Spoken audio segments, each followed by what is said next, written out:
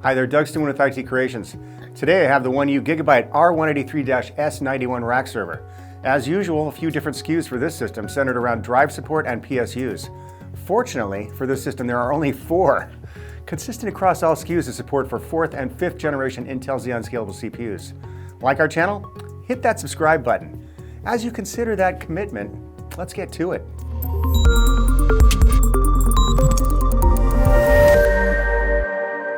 This system is used for general networking and as a hybrid private cloud server. Basically for file storage, use as a shared internet connection, databases, e-commerce applications, perhaps as a virtual server.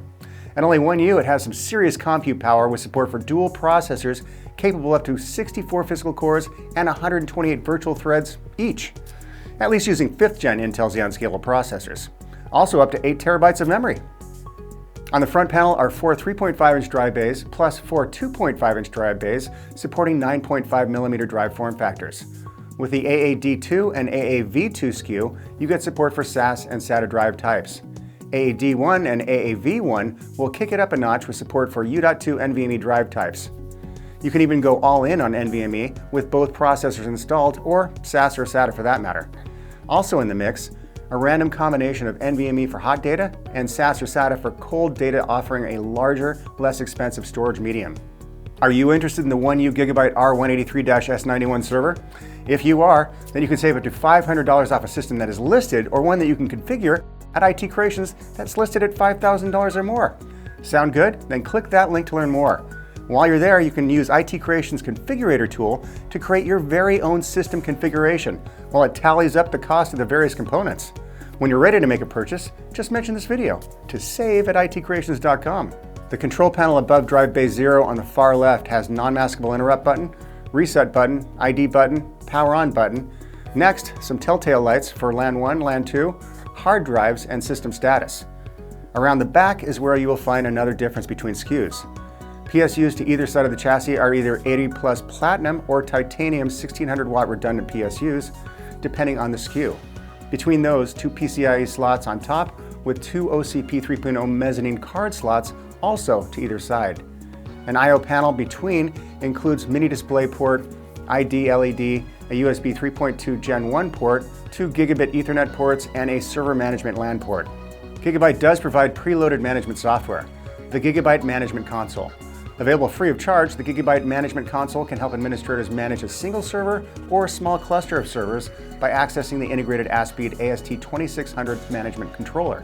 It supports standard IPMI specifications, provides automatic event recording, and can integrate with hard drives and RAID controllers. For managing multiple server clusters over the internet, there's the Gigabyte Server Management, or GSM.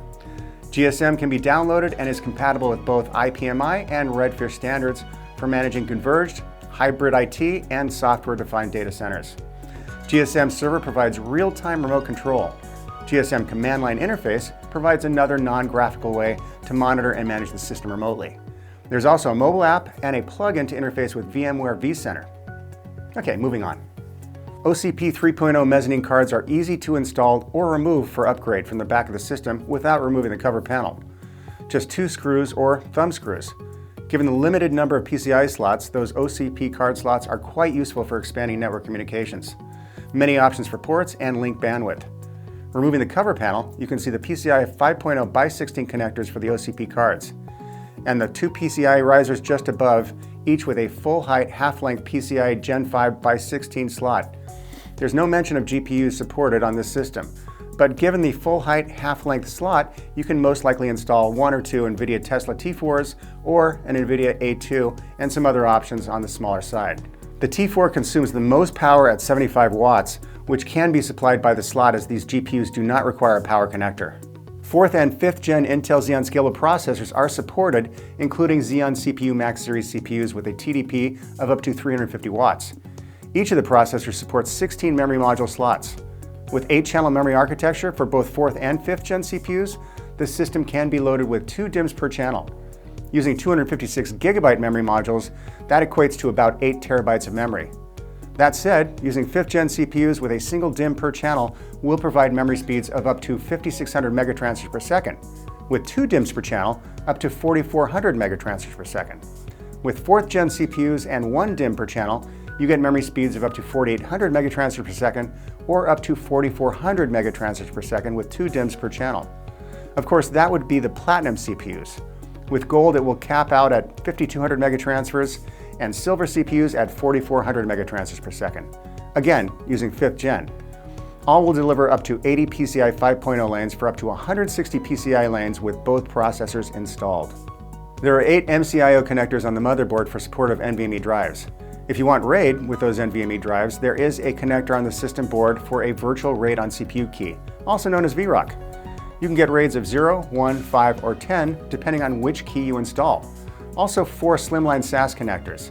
With those, you can use the integrated software RAID provided by the processors if going with SATA drives. Also RAIDs of 0, 1, 5, or 10. If going with SAS drives, you will need a separate HD controller, and that will provide even more RAID functionality. With an all NVMe storage configuration with all 8 bays, each of the CPUs supports 4 drives, so you will need both processors if you plan on installing all NVMe. Surprisingly, there are no M.2 connectors on the system board. However, you can certainly install a separate M.2 PCI card if desired. I do hope you enjoyed this short review of the 1U Gigabyte R183-S91 Rack Server. At 1U, this system can easily squeeze into your existing infrastructure. Given the performance from those 4th or even 5th gen processors and the large memory footprint of up to 8 terabytes, you may even replace a few systems in the process. Think about that. If you're interested in this server, I've placed a few links below, or you can click that link right there. Until next time, I'm Doug Stuman with IT Creations, and thanks for watching.